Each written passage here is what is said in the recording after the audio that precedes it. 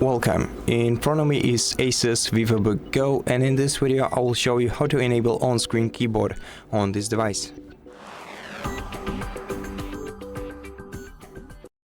So if you have access to your physical keyboard, or maybe you have an external keyboard connected to your PC, then you can use the Windows Ctrl and O combination of keys that will enable the on-screen keyboard on your screen.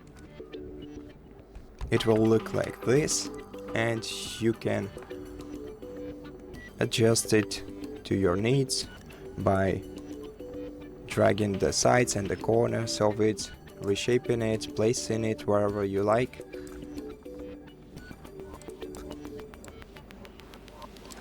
And basically using it as a normal keyboard.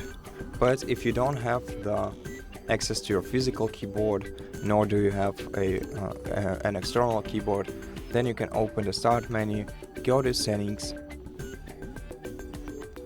then scroll down to the accessibility settings, select the keyboard option, and then find the on-screen keyboard and switch it on by switching this toggle to the right.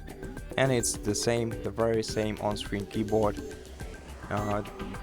and it works all the same. Basically, I already told you everything about it.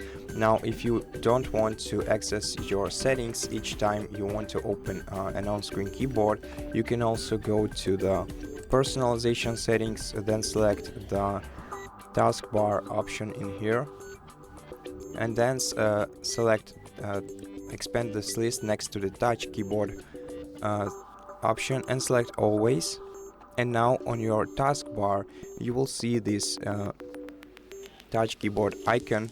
If you click on it once, it will enable an on-screen keyboard on your device, and it doesn't have a numpad, but it's pretty usable and you can easily access it. You cannot reshape or resize it like we did with the previous keyboard, but basically it's a pretty convenient way to enable an on-screen keyboard on your device.